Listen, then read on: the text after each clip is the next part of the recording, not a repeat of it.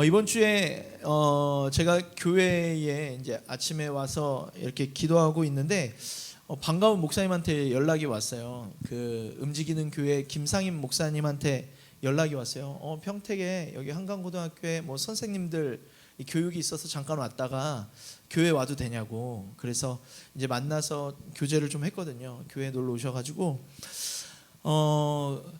목사님이 굉장히 바쁘세요. 여름 사역 일정이 50개 정도 된다고 그러더라고요. 7, 8월 달에만. 그래서 그런데 이제 평택에 왔는데 너무 생각나고 보고 싶어서 이제 와서 좀 교제를 했습니다.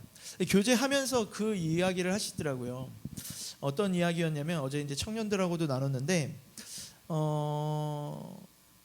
준비된 사역자가 있느냐라고 물어보셨어요. 준비된 사역자. 그러니까 그 사역자가 누구냐면 목회자를 이야기하는 것이 아니라 이 평신도들이 일어나서 하나님의 사역들을 감당할 수 있을 만큼의 사역자가 준비되어 있느냐라고 물어보시는 거예요. 그래서 저도 모르게 여러 가지 생각들을 했어요. 사역들을 생각해봤죠. 교회 사역들뿐만 아니라 앞으로 세워질 여러 가지 사역들을 보면서 매칭을 하면서 이야기들을 했어요. 이 부서는 누구에게 맡길 수 있을 것 같고요. 어떤 사역이 일어난다면 그 사역도 충분히 누구에게 맡길 수 있을 것 같아요 라고 이야기를 했어요. 근데 그러면서 그 이야기를 던지는 거예요. 그러면 그들에게 하나님의 말씀을 충분히 가르칠 수 있는 그 자리 가운데까지 세울 수 있냐라고 물어보시는 거예요. 그래서 제가 그 생각들을 했어요. 세울 수 있는 사람도 있고 아직 세우기 부족한 사람도 있는 것 같아요 라고 이야기하시더라고요. 그래도 조금은 세울 수 있다라는 자신감 때문에 이야기했죠. 누구를 어디에 이렇게 정도는 세울 수 있겠다라고 이야기했어요. 근데 마지막 질문이 뭐였냐면, 그렇다면 공예배에도 만약에 그들이 사역자가 되어서 공예배에도 그들이 간증과 말씀을 나눌 때 그들을 세울 수 있겠습니까? 라고 물어보시는 거예요. 여러분의 대답은 어떠하겠습니까? 여기는 늘상 목회자의 자리인 것 같죠. 근데 제가 그 이야기를 듣고 한참 고민을 했어요. 저도 아직 그런 사역자를 아직 세우지 못한 것 같고 우리 교회도 그런 부분에 대해서 이해할 수 있을까라는 이 신뢰보다는 아직 저의 부족한 모습들을 살펴보았어요. 그러면서 욕심이 생겼어요. 그리고 그날부터 기도했어요. 하나님, 앞으로 의에 남은 성도들은요, 교회들은 괜찮아요. 네, 괜찮습니다. 성도들은요, 하나님이 말씀하시는데 분명하게 순종하여서 그 자리 가운데 서 있어서 어디에 있든지 무엇을 하든지 그 자리가 어디에 서게 될지 모르겠지만 그 자리에서 하나님의 말씀을 가르치는 자가 되게 하시고, 또 하나님의 말씀을 나누면서 그들이 서 있는 곳에서 주님의 영광을 드러내게 하소서 라고 하면서, 제가 나중에 우리 교회에서 어떤 자들이 너 좀 아프리카에 가가지고 거기서 사역자로 좀 있어, 한 3개월 정도라도 있어 라고 했을 때 그들이 순종하며 갈 때까지 그럼 기도해야 되겠다 라는 이런 꿈들이 생겼습니다. 여러분, 이 꿈들에 대해서 같이 기도해 주셨으면 좋겠어요. 앞으로 나는 하지 못해, 그거는 목사님만이 할 일이야가 아니라 여러분이 있는 그 자리에서 또 하나님의 복음과 하나님의 말씀들을 나눌 수 있을 때까지 열심히 기도하겠습니다. 여러분도 하나님의 말씀에 순종하면서 끝까지 주님 앞에 주님의 복음을 드러내는 귀한 자들이 되기를 간절히 바라겠습니다. 아멘이십니까? 우리 모두 평신도 사역자가 되어서 우리가 서 있는 곳에서 주님의 사역들을 드러내는 아름다운 소식들을 드러내는 여러분들이 되기를 소망합니다. 저는 오늘 이 설교를 준비하면서 한 가지 질문을 해보았습니다. 왜 우리는 교회 안에서의 모습과 교회 바깥의 모습이 다를까라는 질문을 해보았습니다. 여러분은 어떻게 생각하십니까? 교회 안에서의 모습과 교회 바깥에서의 모습이 똑같으십니까? 똑같으시자면 잘 하고 계시는 겁니다. 근데 대부분 저도 마찬가지고요. 교회 안에서의 모습과 교회 바깥의 모습이 다를 때가 많이 있습니다. 교회 안에서는 기도 많이 하는 모습, 여러 가지 하나님 앞에 신령한 모습들을 드러내는데 교회 밖에서는 그렇게 살아가지 못할 때가 많이 있습니다.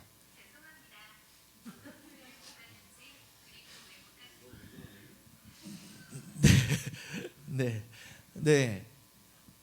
그냥 주님이 일하시면요, AI도 반응합니다. 네. 여러분에게 한번 물어보십시오. 나는 교회에 있을 때와 예배 드릴 때와 교회 밖에서의 삶이 동일한지를 한번 질문해 보셨으면 좋겠어요. 저는 이 질문에 대해서 오늘 본문이 우리에게 좀 답을 주는 것 같습니다. 왜 모습이 다를까? 저는 결론적으로 이 이야기를 하고 싶은데, 우리 안에 용기가 없기 때문입니다. 어떤 용기일까요? 주님을 향한 용기, 복음을 향한 용기가 없기 때문에 우리의 삶이 다르다고 생각되어졌습니다. 여러분이 지금까지 살아오시면서 가장 용기 있게 했던 일이 무엇입니까? 그리고 그 용기 있게 하신 일에 대한 결과가 어떻습니까? 그리고 그 결과에 따라서 여러분은 자랑스러웠습니까? 아니면 부끄러웠습니까? 아니면 후회하셨습니까? 저는 그런데 이 새로운 일을 시작하기 위해서는 분명한 용기가 필요하다고 생각되어집니다. 왜냐하면 가보지 않은 길을 가기 위해서 용기가 필요하기 때문인 거죠. 사실 우리의 앞날은 잘 모릅니다. 우리가 어떻게 될지, 어떠한 일을 만날지, 또 어떠한 상황에 우리가 변하게 될지 아무도 모릅니다. 한국에서 가장 안전한 진로를 선택해도 앞으로 무슨 일이 일어날지 모르기 때문에 우리는 아무것도 모르는 존재처럼 살아갈 때가 많이 있습니다. 우리는 모두는 이 단 한 번도 살아보지 못한 내일을 마주하기 때문이죠. 그런 의미에서 용기라는 것은요, 인생에서 좀 중요한 덕목인 듯 합니다. 어떤 어려움에도 굴하지 않는 용기가 있는 사람은요, 강한 정신력을 가지고 인생의 역경을 이겨낼 수 있기 때문입니다. 그런데 이 용기에 대해서 생각해 볼 때 이 용기와 무모한 것은 좀 다른 개념인 듯 합니다. 가끔 보면요, 무모한 것을 용기 있다라고 이야기하는 사람들이 있더라고요. 인생에서 아무런 대책 없이 사는 것은 용기라고 하지 않죠. 무모한 것이라고 이야기하죠. 우리가 친구들과 어울려서 위험한 행동을 하는 것을 용기라고 하십니까? 아니죠. 대부분의 사람들이 무모한 것이라고 이야기합니다. 여러분, 옳지 않은 일을 하기 위해서는 이 담력이 또 필요한데 우리는 그것을 용기라고 부르지 않는다라는 것이죠. 그렇다면 용기라는 것은 옳고 그름의 기준에 근거해서 이 불의와 타협하지 않고 옳은 길로 가기 위해 애쓰면서 힘을 내는 것을 우리는 용기라 부를 수 있다라는 것입니다. 저는 그래서 이 오늘 본문을 보면서 이 하나님의 선하시고 의로운 뜻이 현실에서 나타나기 위해서 필요한 것을 오늘 용기라고 말씀드리고 싶습니다.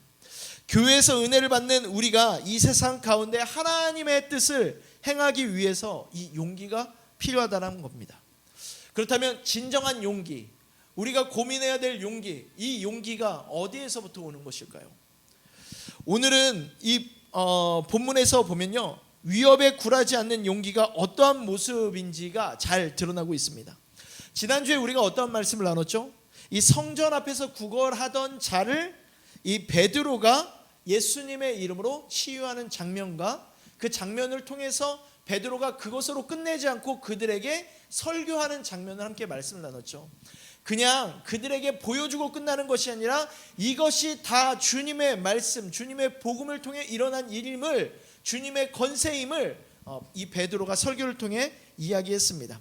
이 놀라운 기적을 보고 많은 유대인들이 찾아왔어요. 그들을 향해서 베드로는 멈추지 않고 깜짝 놀란 만한 일이야 라고 끝나지 않고 그들에게 복음을 제시했죠. 회개하고 돌이켜 제사함을 받으면 새롭게 되는 날이 임할 것이다 라고 선포하는 장면들을 함께 말씀을 나눴습니다. 그런데 이 베드로가 설교하고 있을 때 누군가가 찾아옵니다. 오늘 4장 1절 말씀에 보면요, 이렇게 이야기하고 있습니다. 사도들이 백성에게 말할 때 제사장들과 이 성전 맡은 자와 사두개인들이 이르러 예수 안에 죽은 자의 부활이 있다고 백성을 가르치고 전함을 싫어한다라고 이야기하고 있습니다. 자, 누가 찾아왔습니까? 이 제사장들과 이 성전 맡은 자와 사두개인들이 이르렀다라고 이야기하고 있습니다. 여기서 성전 맡은 자는 누구를 이야기하냐면 아람어로 사간이라고 이야기하는데 이 성전 경비대장을 이야기하고 있습니다. 이 성전 경비대장은요, 이 성전에서 두 번째로 높은 직책이었습니다. 가장 높은 사람이 이 대제사장이었고 이 두 번째로 높은 직책이 바로 이 성전 경비대장이었습니다. 그 당시에 로마 제국이 식민 통치를 했지 않습니까? 이 통치를 하면서 상당한 이 관용을 베풀었습니다. 우리는 늘 일제 식민지를 기억하기 때문에 억압하고 그들을 부여잡고 강제 노역을 시킨 것 같지만 그들이 법만 잘 따른다면 그들에게 웬만한 자유를 허락했습니다. 우리가 구약 성경에 봐도 마찬가지죠. 이스라엘 백성들이 그들이 실패하고 바벨론을 끌려갔을 때 바벨론 포로라고 생각하면 우리는 또 일제 식민지를 생각할 때가 많이 있습니다. 하지만 역사학자들과 성경학자들이 얘기하는 이 바벨론 포로의 시대는 그들에게 자유민으로 살아가는 것이었어요. 단지 그의 나라와 그의 성전들이 빼앗긴 것뿐이지 그들이 어떠한 일정 나라로 살아갈 수 있도록 그 베풀었다라는 이 학자들의 이야기들 속에서 우리가 성경을 바라보는 이 시각이 넓어져야 된다는 것이죠.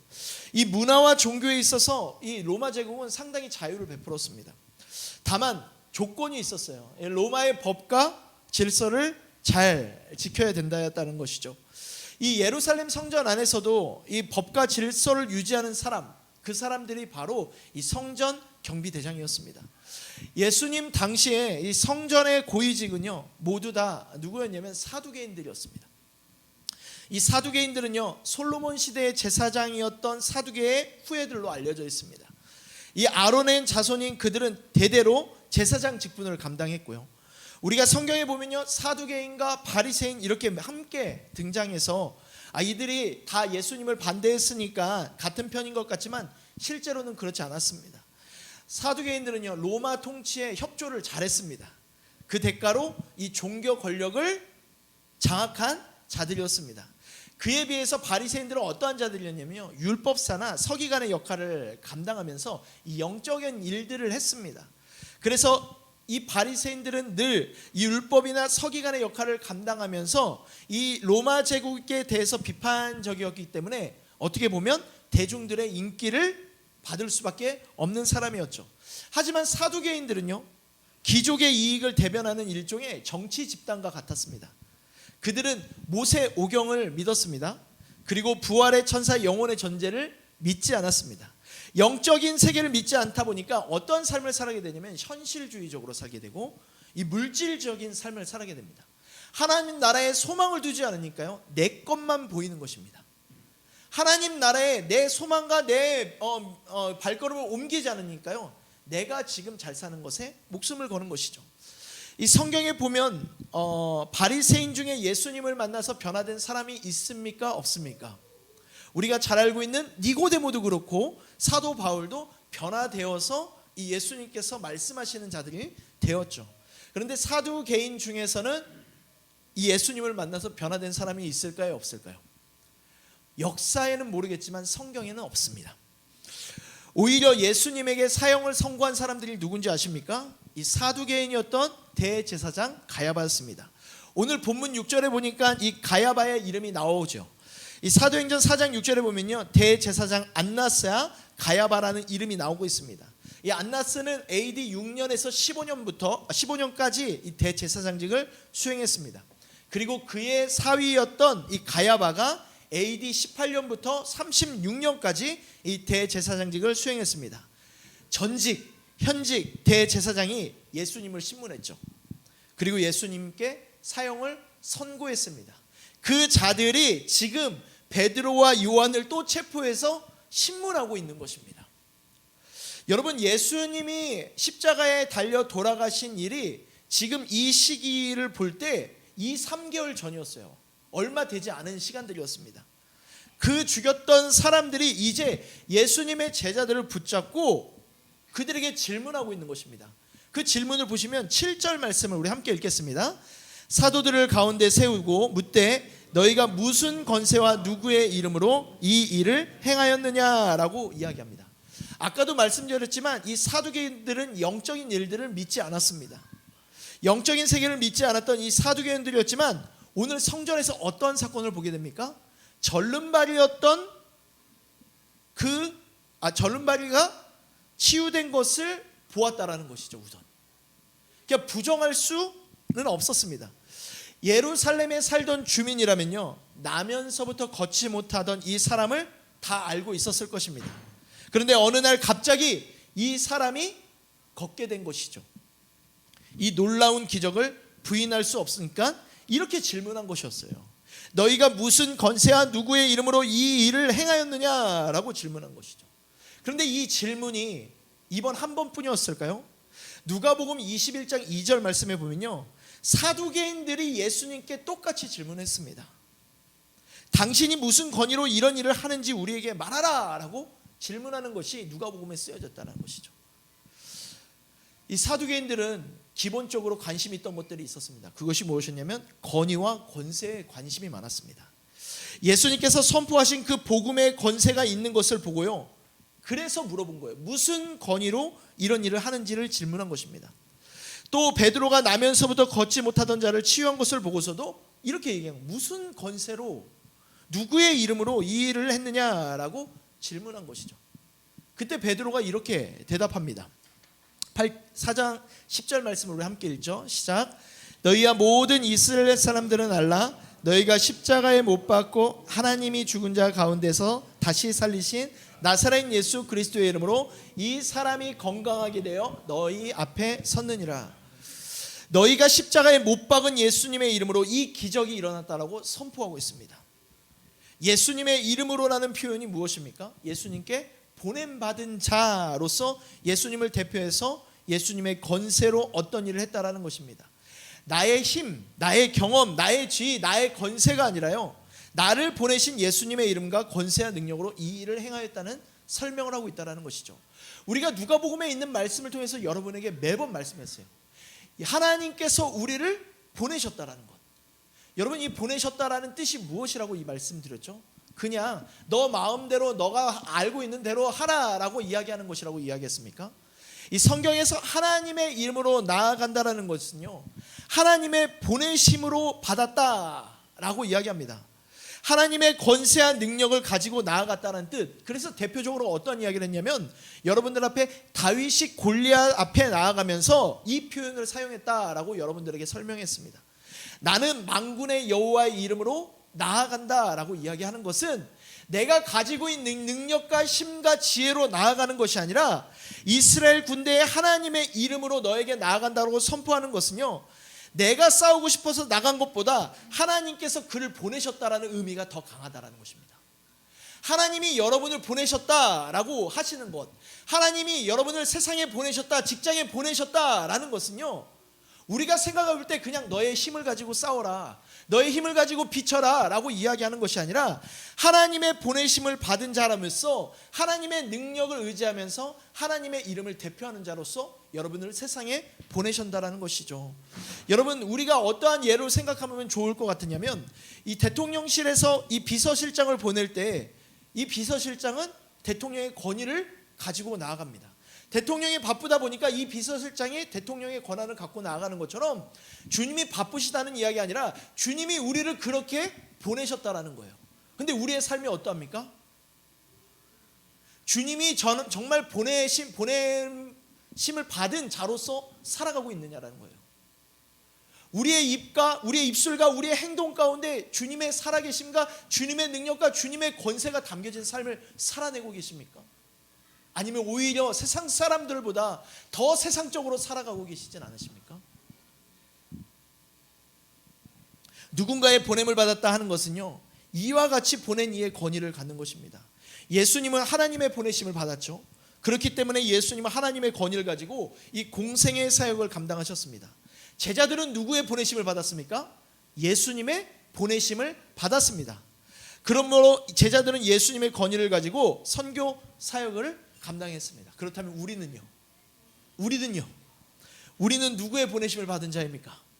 우리 요한복음 20장 21절 말씀을 함께 보죠. 우리 함께 읽겠습니다. 시작. 예수께서 또 너에게 평강이 있을지어다. 아버지께서 나를 보내신 것 같이 나희도 너희를 보내노라. 자, 예수님께서 우리를 보내셨습니다. 믿으십니까? 여러분 믿으십니까? 하나님께서 예수님을 보내셨듯이 예수님께서 우리를 세상에 보내셨습니다. 그런데 우리를 보내실 때 아무것도 주지 않으면서 사명을 감당하라고 하지 않으셨어요. 우리에게 필요한 은사와 달란트를 주셨음에도 불구하고 우리는 하나님의 이름으로 생각해 본 적이 없다라는 것이죠. 그 중에서도 가장 우리에게 주신 큰 선물이 뭐라고 생각하십니까? 저는 예수님의 이름의 권세라고 생각합니다. 우리가 대단하고 우리가 잘나서가 아닙니다. 우리가 거룩하고 기도를 많이 해서도 아닙니다. 주님께서 우리를 보내셨고 우리가 그 보내신 뜻에 순종했기 때문에 그 이름의 권세를 주신 줄로 여러분 믿으셔야 합니다. 아멘이십니까? 그 이름의 권세를 가지고 우리가 기도하게 하셨습니다. 그 이름의 권세를 가지고 복음을 전하게 하셨고 그 권세를 가지고 선한 일을 감당하게 하시면서 예수님의 이름을 드러나게 하셨다는 것.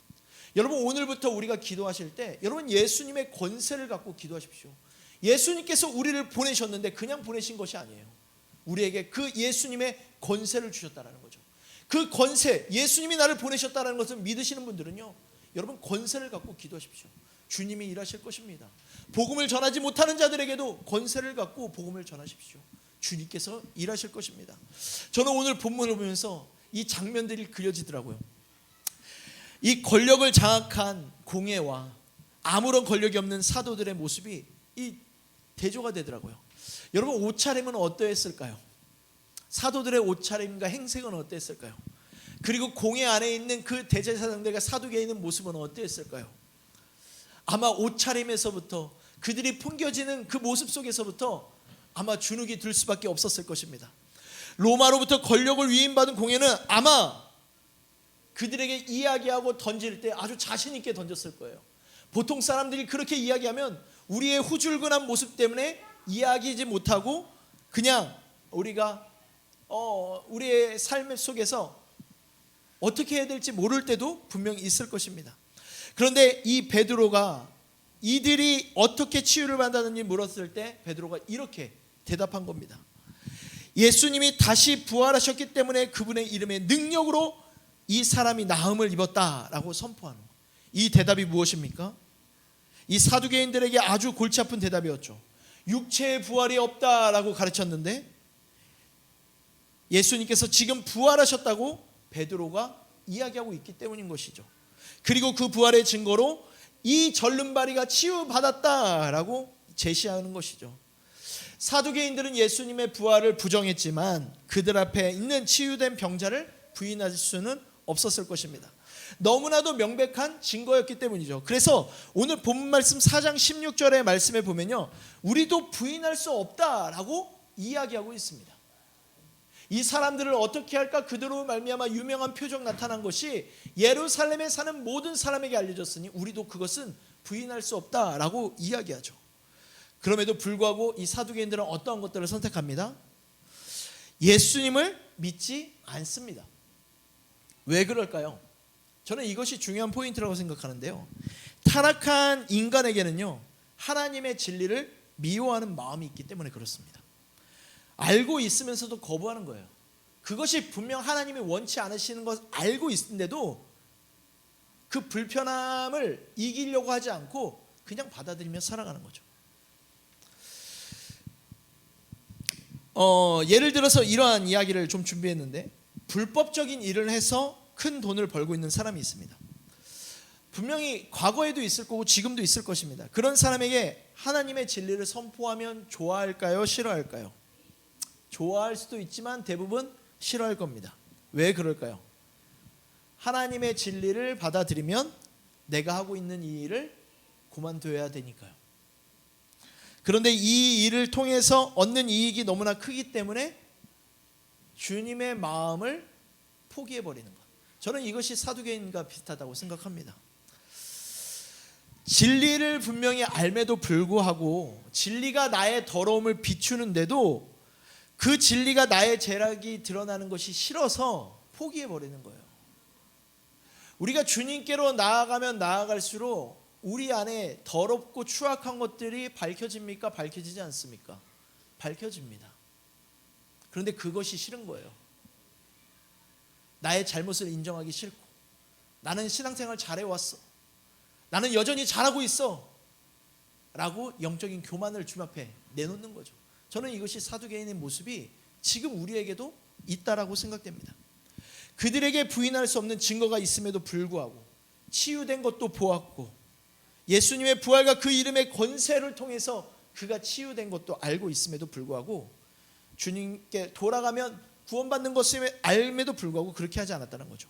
왜냐하면 자기가 누리고 있는 그 권력을 포기하기가 어렵기 때문인 것입니다. 이것이 바로 사두개인들의 마음이었다는 것이죠. 그들은 자신의 권력을 통해서 자신의 이권을 지키고 싶었습니다. 그들의 걱정은 단 한 가지였습니다. 내가 가진 이 권력 잃어버리면 어떡하지? 라는 걱정이었죠. 그런데 베드로와 요한이 갑자기 나타나서 예수님의 부활을 선포했습니다.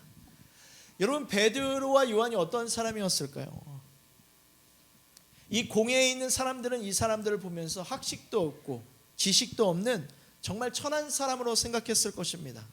그런데 이들이 똑똑하지 않은 것 같은 이 자들이, 행색이 초라한 자들이 어떻게 이야기하고 있습니까? 최고의 종교 권력 앞에서도 두려워하지 않았다는 것입니다. 아무런 권력을 가지지 않은 자들이었지만 그들에게는 무엇이 있었냐면 놀라운 용기가 있었습니다. 자, 본문 13절 14절 말씀을 함께 읽겠습니다. 함께 읽겠죠?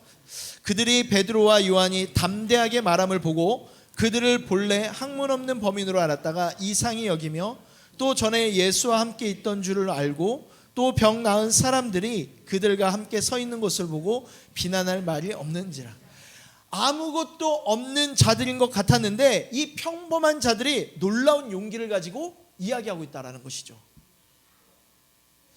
이 본문에 보니까 이상히 여겼다라고 이야기하고 있습니다. 한글에 보면 이상히 여겼다라고 이야기했는데 영어로 보면요, 크게 깜짝 놀랐다라고 표현을 하고 있습니다. 학식도 없고 권력도 없는 자들의 용기를 보고 거기에 있는 사람들이 다 깜짝 놀란 것입니다. 자기들은 권력을 잃어버릴까 봐 두려워하고 있는데 아무런 힘도 가지지 않는 행색도 초라한 자들이 담대하게 진리를 선포하고 있기 때문인 것이죠. 그렇다면 여러분에게 질문하고 싶습니다. 이 용기가 어디에서부터 나왔을까요? 학식도 없고 권력도 없던 자들이 당대 최대의 권력을 갖고 있는 자들 앞에서 용기 있게 담대하게 말할 수 있었던 이유는 무엇일까요? 답은 오늘 본문 19절에 나와 있습니다. 우리 19절 말씀 함께 읽겠습니다. 베드로와 요한이 대답하여 이르되 하나님 앞에서 너희 말을 듣는 것이 하나님의 말씀을 듣는 것보다 옳은가 판단하라. 여러분 믿으십니까? 여러분, 굉장히 단순한 믿음이에요. 정말 주일학교 학생들이 생각해 볼 만한 정말 단순한 믿음이라고요. 하나님의 말씀을 듣는 것과 사람의 말 듣는 것 중에 무엇이 옳은지를 생각해 보라는 거예요. 하나님의 말씀을 듣는 것, 사람의 말 듣는 것, 여러분 어떻게 생각하고 선택하십니까? 이것은 어려운 질문이 절대로 아닙니다. 당연히 하나님의 말씀을 듣는 것이 옳은 것이죠. 옳은 일을 선택한 사람에게는 그 마음 안에 평안이 있고 용기가 있습니다. 진정한 용기는요, 하나님의 기준에 옳은 길을 선택하는 사람에게 주어진다는 것입니다. 여러분에게 질문하죠. 여러분 이러한 용기가 있으십니까?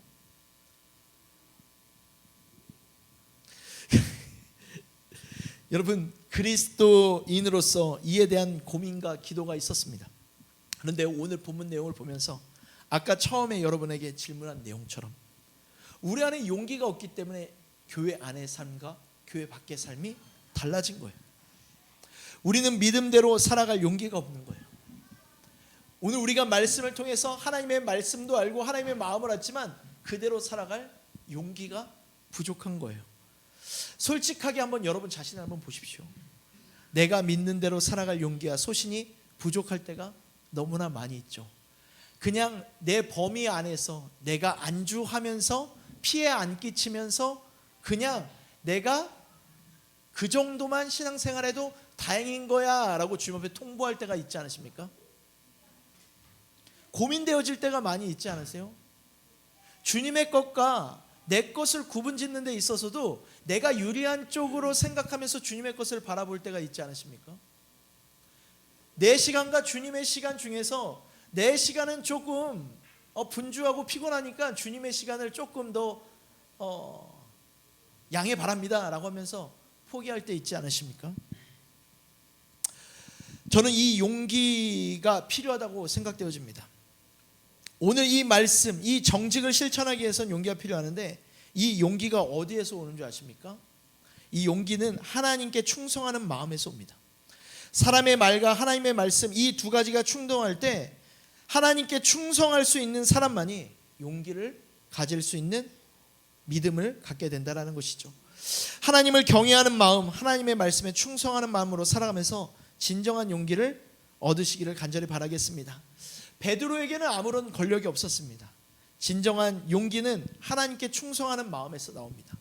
사람의 말과 하나님의 말씀이 충돌할 때 여러분 어떠한 것을 선택하시겠습니까?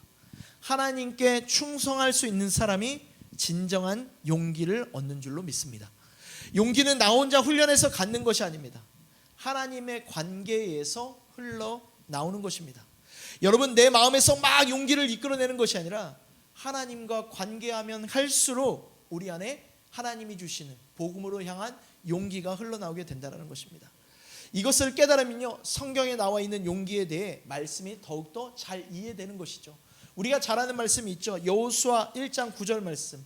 오늘 여러분에게도 동일하게 이 말씀을 좀 부여하고 싶은데 우리 함께 읽도록 하겠습니다. 시작. 내가 내게 명령한 것이 아니냐? 강하고 담대하라. 두려워하지 말며 놀라지 말라. 내가 어디로 가든지 내 하나님 여호와가 너와 함께 하느니라 하시니라. 두려워하고 있는 여호수아에게 주님이 말씀하고 계세요. 강하고 담대해. 그리고 용기를 가져. 두려워하지 말라라고 말씀하십니다. 그러면서 약속을 하셔요. 어떤 약속이냐면 네가 어디로 가든지 내가 너와 함께 한다라는 약속입니다. 용기는 혼자서 훈련하다고 얻는 것이 아닙니다. 여러분, 극기 훈련한다고, 담력 훈련한다고 용기가 생기는 것 같습니까? 여러분, 진정한 용기는요, 하나님과 동행할 때 나옵니다. 우리가 어디로 가든지 언제나 함께 하시는 그 하나님과의 관계에서 이 용기가 나오게 되는 것입니다. 이것을 알기 때문에 이 베드로가 공회 앞에 끌려갔을 때에도 두려워하지 않고 담대하게 말할 수 있었던 것입니다.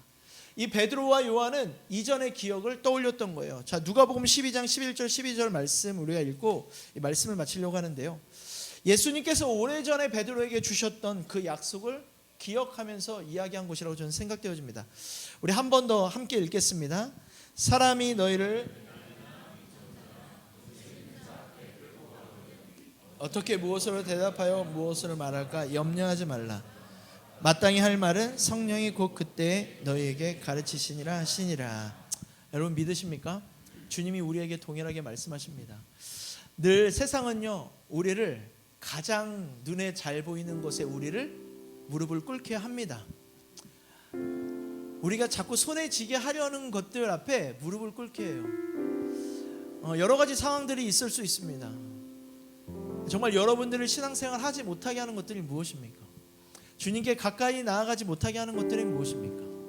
그런데요, 우리에게 필요한 것이 있습니다. 바로 용기입니다.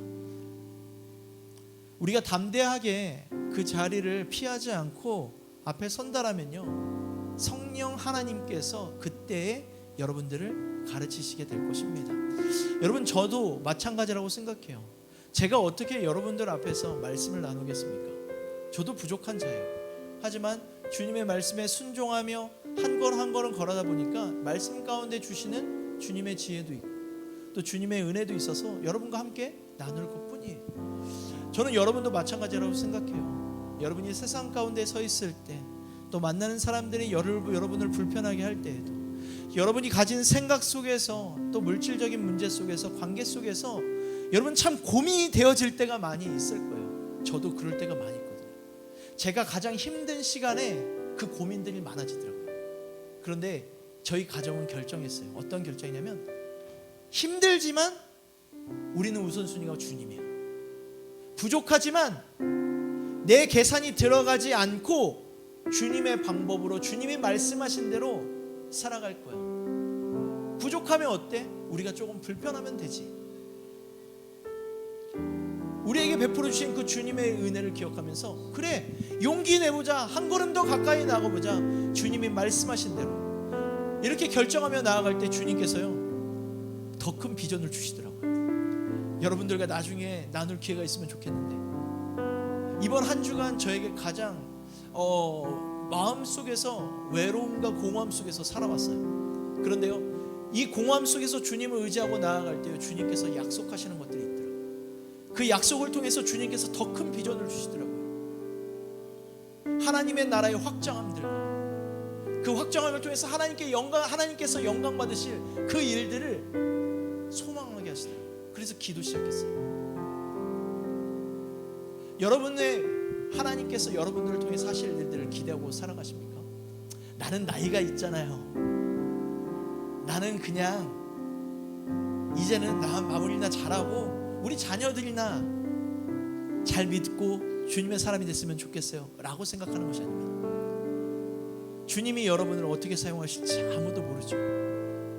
우리가 나이가 있을지라도, 내 사람과의 관계들이 끊어진 것 같을지라도, 주님의 때에 주님의 말씀에 사는 순종하는 자들을 이끌어내서 여러분 또 복음의 확장함들과 하나님의 나라를 분명히